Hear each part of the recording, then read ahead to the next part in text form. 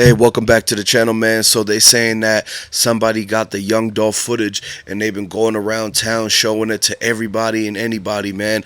And they should have shown the foot. They should have gave the footage to Mia J and Dolph's son and everybody like that, man. Because a lot of people were trying to get to the footage. They knew that the way that this whole thing was gonna go, it was the footage that was gonna end up being the last thing to figure out who actually was the people involved in taking out Young Dolph. If you guys fans of Young Dolph, you support, go ahead, let me know in the comment section where you from. Put long live Young Dolph, put the Dolph emojis if you guys are rocking with Young Dolph, man. And so they're saying that like a lot of people who had the footage, it must have been because somebody bought it from CMG, or it could have been Yogotti, it could have been Moneybaggyo or somebody like that. They have to, like that footage, TMZ, the way that they even got it, they had to pay $100,000 for it. And so this is the reason why the investigators, everybody, even the cookie shop, like everyone was scrambling to try to get to those computers to get that footage, because we all knew MPD wants the footage. The feds want the footage so that they could try to get the justice for Young Dolph. That's one of the only ways that they're going to be able to solve the Young Dolph case, is because the footage is going to show the two guys that the witness says she saw running out the side of the shop, and they had the tank tops and everything on. 007, the lady that was outside the whole entire time who seen everything happen, she said that it was those two guys that literally sounded like they were just doing something in the cookie shop, and she heard Young Dolph's name getting yelled and everything like that, and she seen how the car was already there. Like, notice how nobody seen Young Dolph pull up. They said that Dolph's car was parked already there when everybody showed up early in the morning.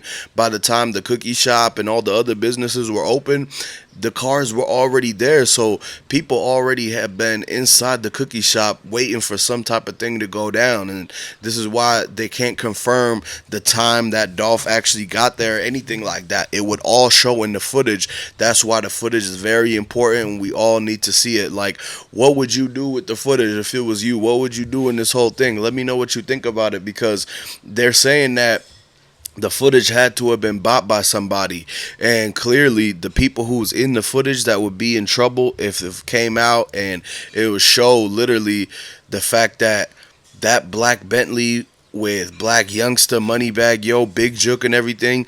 Big Jook being in the footage is a clear giveaway that Dolph was set up, and the fact that he's actually on the scene of the cookie shop, it shows that they were planning and plotting something to go down.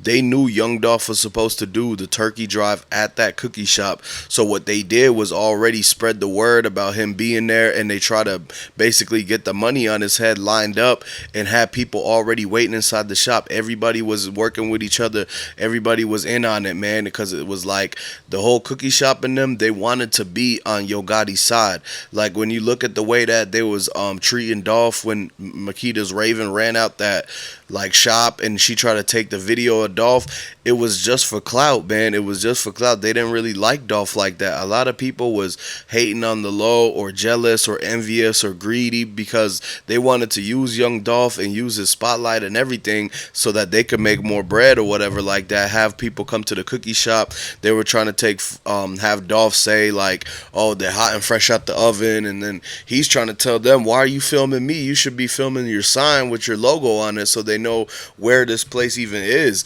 And so at the end of the day, people got to realize that Memphis is a small town. Everybody's clicked up. Everybody knows each other. So the people that you think might be out of bounds when it comes to this beef between Dolph and Yogotti, they not out of bounds. They ended up taking sides, picking sides. They got whatever they did because they already knew Yogotti. Yogotti had already talked to them. He reached out to Makedas Raven and everything when she was on that interview, the radio interview, and she was saying that she wanted to be a manager. She wanted to be working with CMG and try to work with Black Youngster and everything like that. So then ultimately Big Jook and Govan came down and said, hey, look, Dolph gonna do that. We heard Dolph doing the turkey drive here. They told the cookie shop, whenever Dolph comes into town and goes to your place, we want you guys to send us a picture, send us a video, let me know about the whole entire plan that he got going on, and drop his location and everything. this is how they got this is basically how they got him, because they couldn't get Dolph all them other times before, so they had to use everybody that was basically like against him and everything like that. And this is why the karma is going to come back for everybody, because once the feds get a hold of that footage, they restore it back to original condition, and they see who's inside of that, the indictments are going to start. They could subpoena the whole entire cookie shop to like basically give their statements again. And remember, they already were changing everything that they said. How was it that it started inside the shop? Then they said that it wasn't the guys inside the shop, it was the guys in the car that pulled up in the front parking lot outside. So who was the people that was inside the shop that they slipped up and talked about in that interview where they changed their whole entire thing? Because they basically contradicted themselves, and they said that it was hitters inside the shop, and they switched around and said it was hitters outside the shop.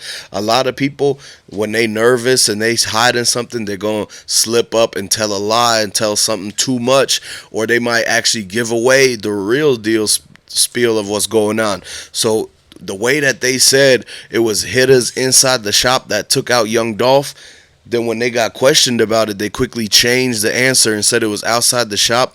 They must have actually been some real hitters inside the shop, and this is what caused them to slip and accidentally tell what was really going on. And so this is the only way that it makes sense, because if you look at it, the holes in the wall and everything, the holes in the glass, the way the glass broke in the front of the cookie shop, the glass was scattered to the front. Like it didn't break and fall into the shop. It fell out to the front. So it looked as if the person who made that happen, that like actually threw the rounds from inside the shop towards the outside. So if that happened, then it's completely the other way around from how they said it happened, where the guys that came out of that white foreign car, the Benz, and they dumped the Dracos and everything, that don't add up, because the holes in the window is too small for them to be able to be the ones that did that damage. A lot of people said by the time those guys came and ran out the car, it was already shots being fired inside the shop. They could hear